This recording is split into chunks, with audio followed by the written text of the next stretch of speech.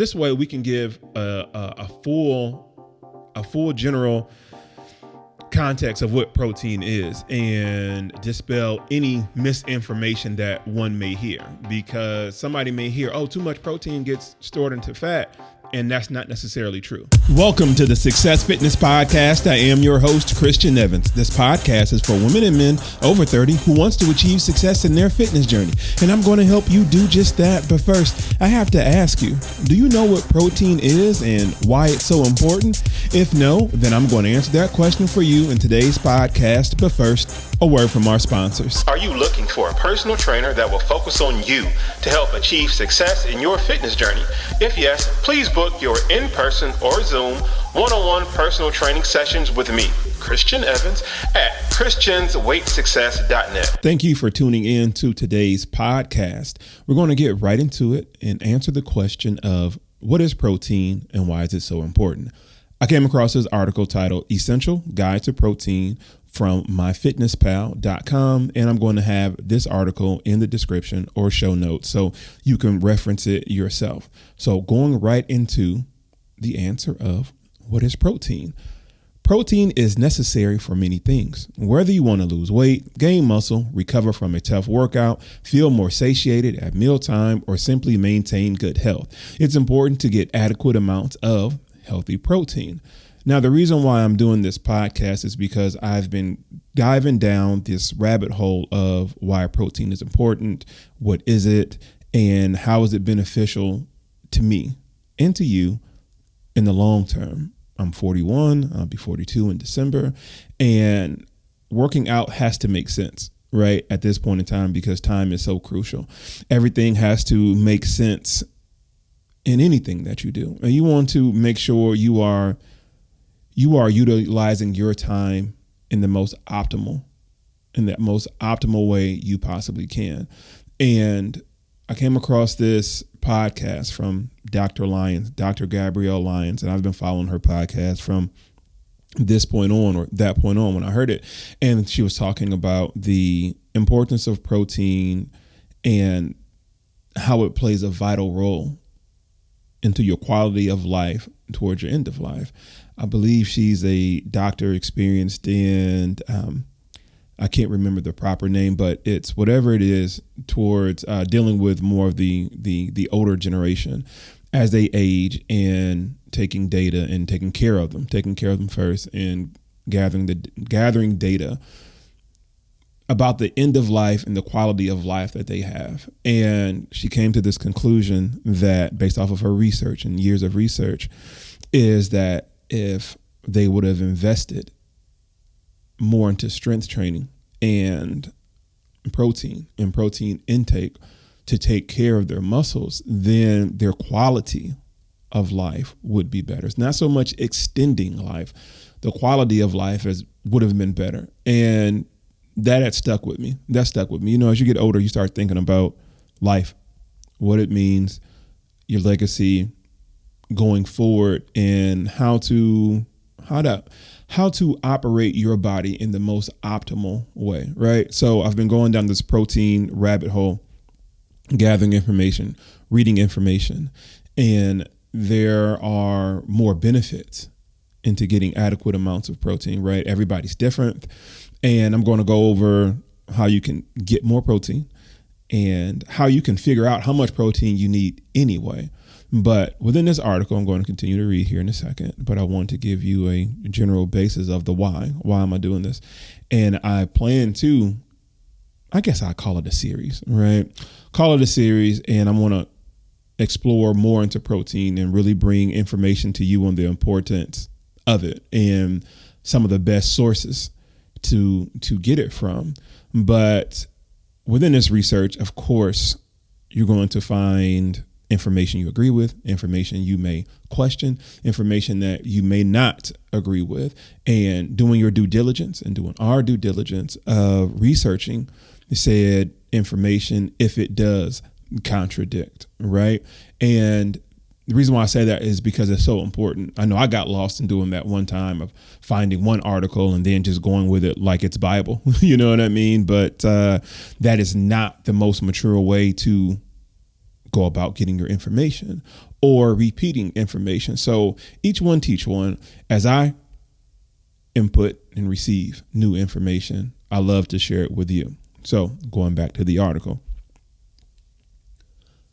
Protein is a crucial component of every cell in our bodies. It's used to build and repair tissues like skeletal muscle, bone, hair, fingernails, cartilage, skin, and blood, as well as make enzymes and hormones that regulate metabolism, growth, and many other things. Like carbohydrates and fat, protein also provides energy, but it has so many other important functions and can't be stored.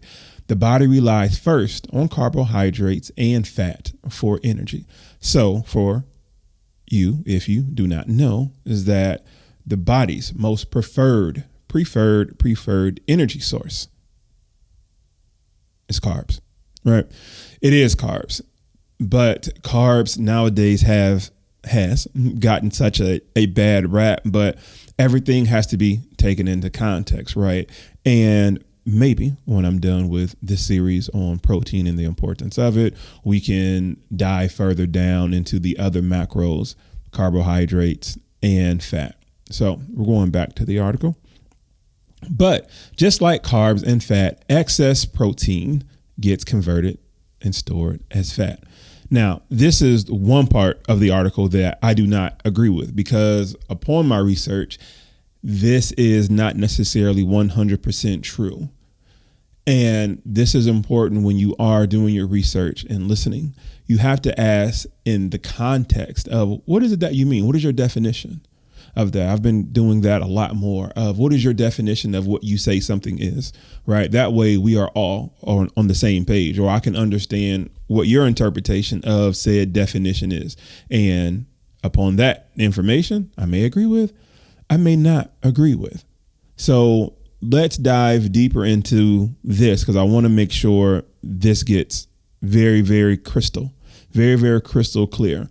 Because if you say 1 minute that protein can't be stored, then how is it that excess protein gets converted and stored as fat, right? So the question that I have is, what is your definition of excess protein, right?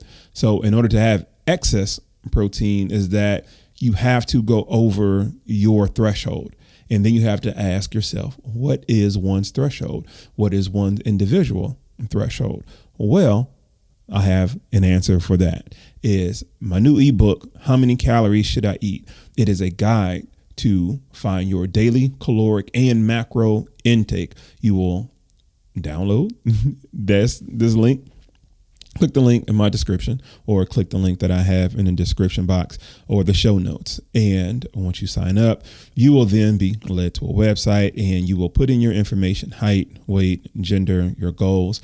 And after all that, it will then project or give you a quote unquote a recommended daily caloric intake along with your daily macro intake. And your macros would be your proteins, carbs, and fat. So once again, download my new ebook, How Many Calories Should I Eat? And you can find this daily caloric intake and daily macro intake. But going back to this article in regards to excess protein gets converted and stored as fat, let's get right into that. And that way we can have some clarity and be able to move forward, because I don't think we can move forward. I don't think it would be right or responsible for me to move forward without addressing this issue first and foremost. You know what? I've been jonesing for pizza lately, but I'm trying to get better at eating better, not eating out so much, and subscribing to the we got food at home mentality. So I chose to cook what I bought from Sam's. Salmon prices have been so high, but Sam's had it $5 off today. Last week, I found a bag of quinoa there for about $8. Since my vegetable supply of meal prep is running low, I also picked up some fresh broccoli. By the time I realized it, I had cooked everything in my e-cookbook, What to Meal Prep for Beginners. Not only will you get 3 recipes for one high protein meal under 600 calories, you'll also get a free workout ebook. Get 10% off when you sign up to my weekly newsletter. The link will be in the description and the link tree in my bio. Download your copy today. To answer the question, does too much protein really get turned into fat? I'm going to read off the answer for that from thebodytransformationstudio.com. And I will have this listed in the description as well. And this is a pretty lengthy article, and I'm trying not to make this podcast as long as possible, but I was always told, take as much time as you need to say what you need to say, and don't go 1 minute over that. So this information is important, so buckle up. Aside from building muscle, protein provides essential amino acids that serve as the building blocks for other proteins, enzymes, and hormones within the body that are vital for normal function. Without this steady supply of amino acids, the body resorts to breaking down its own proteins, typically from muscle, in order to meet this demand. Over half of all the amino acids ingested are bound for and taken up by the liver. The liver acts as almost a monitor for absorbed amino acids and adjusts their metabolism according to the body's metabolic state and needs. Protein consumption has its share of misconceptions. It's not uncommon to hear claims that dietary protein eaten in excess of some arbitrary number will be stored as fat, while the metabolic pathways to convert amino acids to fatty acids do in fact exist in the human body. The fact of the matter is that under almost no circumstance will this ever happen. You probably heard some guru tell you that the average person can only absorb 30 grams of protein at one sitting. Anything above that will be stored as fat. Statements such as this is nonsensical. After all, how are you supposed to convert and store 10 grams of excess dietary protein that's body fat if you can't even absorb it in the first place? In the face of larger protein and caloric intake, the stomach reduces its rate of gastric emptying in order to more slowly supply the gut with incoming amino acids. Moreover, the gut itself will slow motility as to increase the time nutrients are available to be stored. The bottom line is that the stomach will take its sweet time to release amino acids into the gut, where they can be further detained and subsequently absorbed into the body's circulation.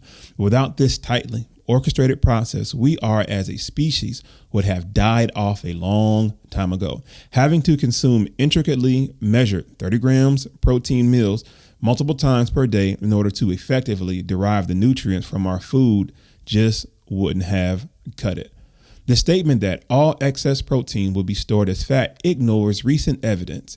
Enter one of the most tightly controlled studies of our time in 2012. George Bray and his colleagues sought to examine whether the level of dietary protein affected body consumption, weight gain, and energy expenditure in subjects randomized to one of three hypercaloric diets: low protein, 5%, normal protein, 15%, and high protein, 25%. So this article goes into the study and very interesting information. So I'm going to scroll down into pretty much the synopsis of it. But once again, I'm going to have this article in a description, but I want to make sure I give context before we go back to the original article, right? That way we can have a very clear understanding to what's really going on. So jumping down about 3/4 into the article. So let's hit it right here. To quote the conclusion of the authors, calories alone contributed to the increase in body fat. In contrast, protein contributed to changes in lean body mass, but not to the increase in body fat. These subjects were literally forced to eat 1,000 calories more than what they needed to maintain their body weight for a full 8 weeks. And even then, it was seen that the protein contributed to increase in lean body mass rather than body fat. So I'm going to end it right there. And this article is titled, "Does Too Much Protein Really Get Turned into Fat?" written by thebodytransformationstudio.com. And I will have that article in the description just as well. This way we can give a full general context of what protein is and dispel any misinformation that one may hear, because somebody may hear, oh, too much protein gets stored into fat. And that's not necessarily true, right? All of our macros have a connection with calories, right? Have a direct connection with calories. X amount of protein is required from X amount of calories. Same with fat, same with carbohydrates. And each one of these macros do something different. This is why I want to dive more into protein and the importance of it. And this way we can get a clear picture of what's really going on in our bodies, and we can make better choices when we are eating or selecting what type of diet or intake that we are going to be on. So jumping back into the MyFitnessPal article, sorry for all the jumping back and forth, but I really wanted to make sure that was clear, because that line, but just like carbs and fat, excess protein gets converted and stored as fat. My eyebrows raised. I'm like, nah, and articles that are written, they're by a person, right? Some may be doctors, some may be researchers, some may be dietitians, and we are all learning. We are all learning constantly. And for every article that I find that somebody's praising something, you can find another article where somebody can correct this person praising this or whatever. And you have to pray and use discernment to make the best choice for you. So going back to the MyFitnessPal article, protein gets digested into amino acids that are absorbed by the small intestine and distributed throughout the body. Cells take what they need and rearrange amino acids to make new proteins or repair older ones. Because the body does not store protein, any excess amino acids are either converted into glucose and subsequently glycogen to use as energy if the body is short on carbs, or converted into fatty acids and stored as fat. Getting enough protein is important so the body can perform these functions on a daily basis. But just like carbs and fat, excess protein gets converted into fat and stored as fat. So we just went over that whole correction and ordeal, but we're going to move on. Protein is found in a variety of foods, most notably meat, poultry, fish, dairy, eggs, legumes. I think I pronounced that right. Nuts, seeds, soy, and even grains. From a dietary perspective, meats, poultry, fish, eggs, and soybeans are complete proteins. That is, they provide all of the amino acids required by our body. Other protein sources like legumes, some nuts and seeds, grains, and leafy greens do not provide adequate amounts of the essential amino acids by themselves, but when eaten in combination with other foods and as part of a balanced diet. So what this means is that for those who are on a plant-based diet, and I'm not knocking plant-based diet, but the truth of the matter is you're going to need more calories to get all of your protein in. Again, there is a direct correlation with calories and your macros, right? You have to eat a certain amount of calories, and within those calories, depending on what you eat, has macros in it, right? Proteins, fats, and carbs. And honing in on protein, some things that we eat that are all plant-based do not have the same makeup, do not have the same protein and amino acids makeup as other things, right? And in this particular case, complete proteins versus incomplete proteins. So if there's an incomplete protein, in order to get a complete protein, if you are eating foods that are incomplete proteins, you have to then combine these incomplete proteins to then make a complete protein, right? And therefore, you will by default have to increase your caloric intake for said complete protein. Hopefully I didn't confuse you. And again, you can read more into this by just researching, right? So going back to the article, target protein needs. Our body changes every day as cells grow, divide, and die.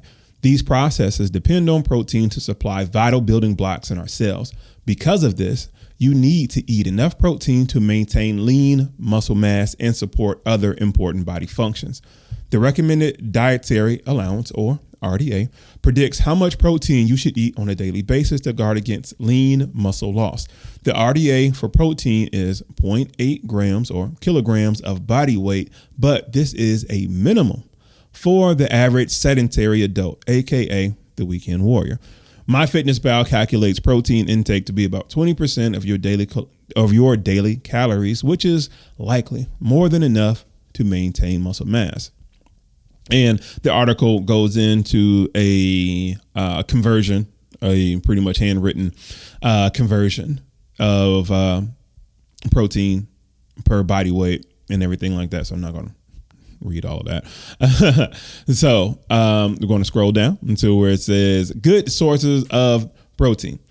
Most people can easily use real food rather than protein powders and other supplements to meet their protein needs. A sedentary woman weighing 127 pounds only needs a daily dose of about 46 grams of protein, which she can meet by eating 3 ounces of chicken breast, 1 large egg, a handful of almonds, and a stick of string cheese. So a woman, 127 pounds. Now, if this is you, I'm not knocking you, and hopefully there's no offense being taken, but this ideal woman or man, and I'll just go ahead and say woman, I don't mean to harp down on women or anything like that. I think for them to give context or say this is a representation of the average woman in America, I really don't know how true that is. Let me go ahead and be clear with that. I don't know. Sedentary woman, 127 pounds. Again, a sedentary, somebody who sits down, and 127 pounds. You know what I mean? There are two contradictions here. Is a woman, 127, weighing 127 pounds and needs only 46 grams of protein. This kind of goes against what I've been reading in regards to protein, how much somebody should have or the recommended amount, right? So there's one where it's 1 gram, 0.8 to 1 gram of protein per body weight. So taking out my calculator, 127 times 0.8 equals 101.6. So this person should technically have, let's say, round it off to the nearest whole number, 102 grams of protein, right, per day, right? So that's one calculation. Then there is 0.8 or 1 gram of protein per desired body weight, right? So that is completely different, right? And again, you have to go which one either makes sense to you or what works for you, and this is, again, why we all should do our due diligence in regards to doing our own research and finding things that work for you, because we are looking for one answer to a question that requires more research, that requires more in-depthness, and it has to be tailored to each individual. Like my daily goal of protein intake is 240 grams of protein. I know for the average listener, they're like, well, wow, that's a lot. But I'm gonna give you context. Currently, right now, I am at 305 pounds. I've been going back between 295 and 305. I've been eating lately, right? We can get more into that, later. All know who have been listening to me. I've been on this juice fast. I'm kind of coasting. I dropped like 60 pounds in like 2.5 months. I kind of just been coasting, but I'm gonna get back to that. But with that being said, so if I take the calculation of 1 pound per body weight, right, then I would need over 300 grams of protein per day, which in my head, off the top of my head, I just go ahead and say that's impossible. You know what I mean? It's impossible from a logical standpoint, right? But if I do 1 gram of protein per desired body weight, then that puts me at 240 grams of protein, which is a little bit more accessible, a little bit more obtainable, right? And I have my own method of getting into that, and I'm gonna get into that detail later on. But let's get back to the article. Protein best practices. No matter how you meet your protein goals, these 7 tips will help you get the most out of protein. Number 1, spread out protein between meals. Protein-rich foods don't come cheap, but you can maximize your body's ability to digest, absorb, and use protein by distributing it evenly throughout meals and snacks. Just take the total grams of protein you need daily and divide it into the total number of meals and snacks you eat daily. So this is a pretty, decent practice. I don't really practice this one, but I get what they're saying, right? Because everything's numbers, right? It's, hey, I need this amount of meals or this amount of protein, and let me divide it by, let's say, an average meals I'm gonna eat per day, whether it's between 5 meals a day, 6 meals a day, or 7 meals a day. And when I say meals, everything doesn't have to be a full 7-course meal. A meal could be a snack, in my personal opinion, right? We can get into the semantics of how you want to define what a meal is, as we were talking earlier. So number 2, eat protein immediately after exercise. Having a high protein snack soon after exercise, ideally before the 1 hour mark, is best, because this is when the muscles are sensitive to nutrients they can use to repair and grow. Post workout, I love to make a protein smoothie. I just ordered another brand of protein. I've been using this protein called Dimetized, and it's been cool. Different flavors. I fell in love with their Fruity Pebbles one because Fruity Pebbles is my favorite cereal. And it was cool, but I even wrote them on Instagram. I'm like, why is it when I buy this, it's only 1/4 full? Why don't just make a smaller bottle? It just makes sense. If you're going to fill it up halfway, they gave me some excuse. It's cool. I'm not going to tell anybody how to run their business, but if I'm buying from you, I feel that what I'm buying should be optimal, right? In packaging and everything. But anywho, I now started taking this muscle milk protein powder, right? And it's about 2.5 pounds, right? For the same price as the Dimetized. And I got it on my Sam's app. You all know I love Sam's and going to Sam's, but I found it on the Sam's app. Same price, about $33. But the bottom line is that it gets 25 grams of protein per scoop. So what I do is I take 2 scoops of the protein powder. So that's 50 grams, right? And when I'm making my shake, my post-workout shake, I then take a Premier protein shake of 30 grams of protein. Now, Premier protein shake, you may have seen me post those in my Facebook group, Success Fitness Family. Success Fitness Family, shout out to all my Success Fitness Family members. And 30 grams of that, right? Because it's already a pre-made shake, right? That's going to be my base. And then I put the 2 scoops of protein in. So now I'm at 50 grams. So blend that up with a banana or some ice or whatever post-workout. Now I have an 80-gram protein shake, right?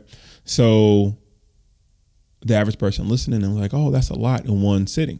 Yes, it is. But the body can digest what your body can digest. I used to think about how many grams of protein can the body digest at one time? And I've was guilty of finding one article that said, oh, only about 30 grams. I just took that and ran with it until I went back months later and started doing my due diligence. This is why I said earlier about finding multiple sources to your answer. That way you can make sure things are consistent, right?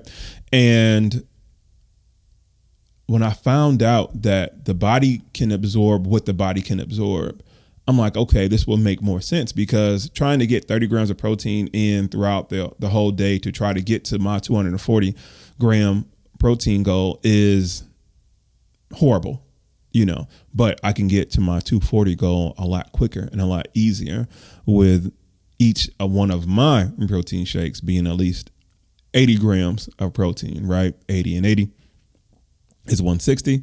And if I need to get to 240, I now only need 80 grams of protein to get to or to consume throughout the day, right? Or to get to my 240 goal. I can get that through, dietary, far as, meat, steak, chicken, turkey, or whatever. So that 240 gram goal is a lot easier. It's a lot easier now than what it would have been trying to get it via 30 grams of protein. So going back to the article, sorry for that little rant. Number 3, pair protein with carbs. This is especially important when you are refueling after aerobic exercise like running. Since protein is needed for muscle repair and carbs are needed to restock energy stores, remember, macros, carbs, fats, and proteins like to work together. Number 4, seek out more plant protein. Vegetarian or not, we can all benefit from eating more plant-based protein. In addition to great sources of protein, foods like beans, peas, quinoa, lentils are rich in other nutrients like fiber, vitamins, and minerals. Now, going back to what I was saying earlier about incomplete proteins and complete proteins, more plants are incomplete proteins versus meat sources are complete proteins. I'm not opposed to eating more vegetables, for crying out loud. I drink more vegetables than anything, right? From the standpoint of me drinking juice on a daily basis, I always mix at least 2 vegetables with 2 fruits, right? I may not be ingesting them from the fiber standpoint. I may not be eating them from that standpoint, but it's still better than not.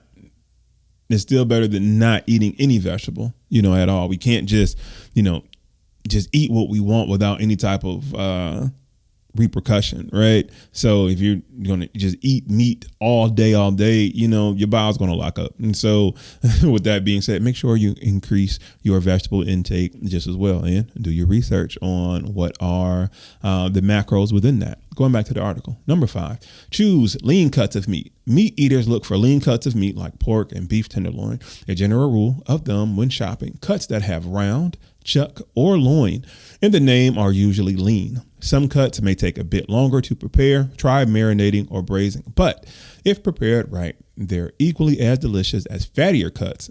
Since ground meats are typically high in fat, look for leaner options like a 90-10 ground beef, which contains 90% lean meat and only 10% fat. If you're a steak or burger lover, limit red meat to once a week or twice a week since it's high in saturated fat. Now, I like this part about choosing lean cuts of meat. You have to do your due diligence on that too. I'm learning different cuts of meat as I meal prep for my clients and trying to get the most lean cuts of meat. But sometimes like lean cuts of meat, let's say like a chicken breast, I had the hardest time trying to prepare chicken breast or preparing chicken breast. And because mine were always just tough, right? And the reason why they're tough, because my pride would not allow me to marinate them. I'm like, you know what? I can get this chicken breast tender without having to marinate it. You know what? I went ahead and killed that pride and start marinating my chicken breast in olive oil, right? Olive oil along with other seasons like lemon juice, more herbs, rosemary, thyme, sage, some stuff like that, whatever the recipe calls for. And also not cooking it so high. Why does everybody think everything has to be cooked on 425 or at 425?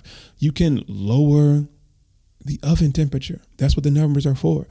Low and slow, 275 or 300. Check after every 15 minutes and just use a thermometer. Once it can get to 150 to 155, it's done.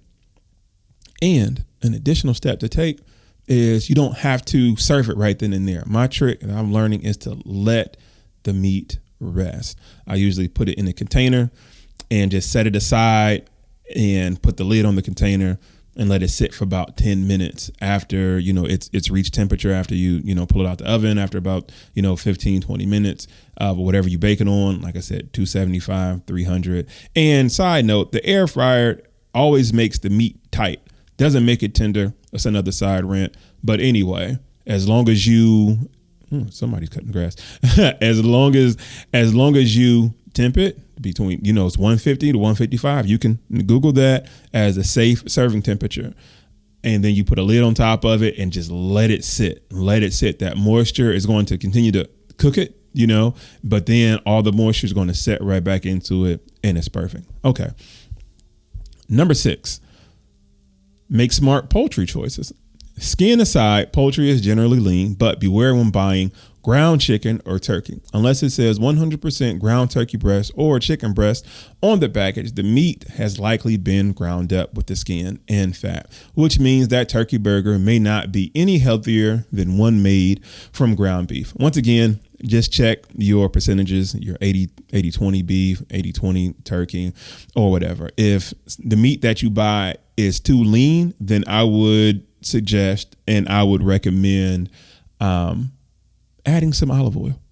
You can add fat. You can add some olive oil, or if you prefer avocado oil. I've never cooked with avocado oil. Olive oil for me. That's just where I'm at. And last but not least, number 7, increase your fish intake.